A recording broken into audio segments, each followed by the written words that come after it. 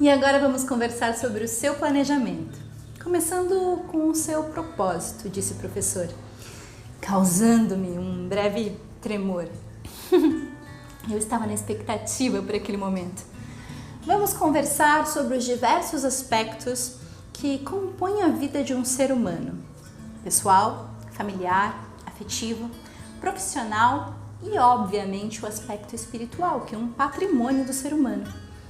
O objetivo é conseguir realizar uma boa reflexão que te permita ter uma visão clara de como seus princípios, desejos, pensamentos e sentimentos influenciam a realização deste propósito. De uma maneira subjetiva, mas muito prática, faremos uma pontuação conforme sua satisfação em 10 tópicos, que representarão suas áreas específicas de sua vida. Além disso, vamos avaliar como estão os seus veículos da consciência. Nossa referência para os critérios dessa avaliação será aquele quadro com as linhas ascendentes para prever parte do seu futuro, que envolve questões como: quantos anos vai viver? Que enfermidades terá? Como serão suas relações afetivas? Etc. Mas voltemos ao propósito. Eu percebo que, se eu quiser realizar algo de grande magnitude, ser um exemplo para uma cultura, sociedade ou para toda a humanidade, eu preciso ter claro os meus sonhos, saber onde quero chegar e persegui-los de uma forma obstinada para cumprir o propósito que eu defini para minha existência. Exatamente! Você compreendeu melhor do que eu imaginava. A intenção é que o seu propósito seja algo como a planta da sua casa, que você vai consultar sempre que precisar.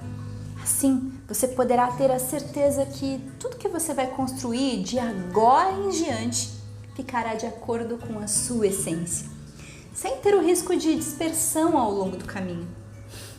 Eu entendi, professor. Podemos seguir. Agora diga-me, o que você considera como propósito de vida? O que você imagina que está fazendo aqui? Eu respirei fundo e me voltei para os meus projetos de vida desde a infância, buscando pelos sonhos, desejos que trazia comigo.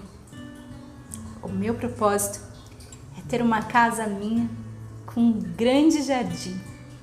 Ter uma atividade que me completa e me faz sentir realizado no final do dia. E sonho ter uma parceira que me faça querer ser alguém melhor todos os dias, o tempo todo. Você tem ótimos projetos, mas percebeu que praticamente tudo que falou está no âmbito do ter ou não ter?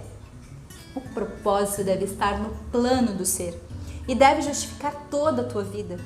Comprar uma casa está no plano do ter. É preciso que haja sonhos que te conduzam a esse fim. Eles geralmente estão vinculados às ações altruístas. O senhor poderia me dar um exemplo do que seria um propósito de vida, professor? Um ótimo exemplo é o propósito do Comendador de Rose. Numa entrevista concedida à televisão, ele disse: criei o lema da minha vida entre os meus 16 e 18 anos de idade: aprender e servir. Os meus sonhos?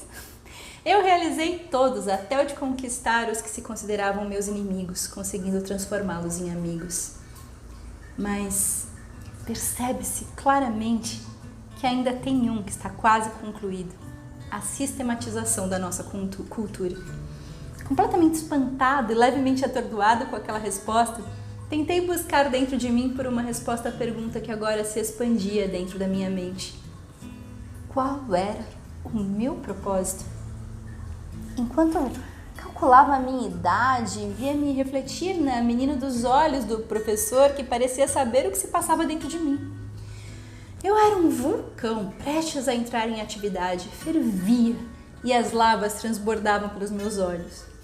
Meu caro Rogério, você precisará de um tempo para definir. Não faça nenhum esforço agora. Deixe como tarefa de casa. Isso é tão importante que, quando ficar claro para você, é algo que vai te impulsionar com tal força que não existirá nenhum obstáculo impossível de ser superado.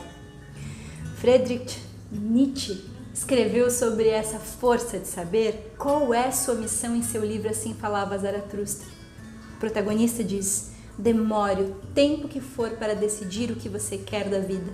mas depois que decidir, não recue ante nenhum pretexto. Passei as horas seguintes refletindo sobre a nossa conversa.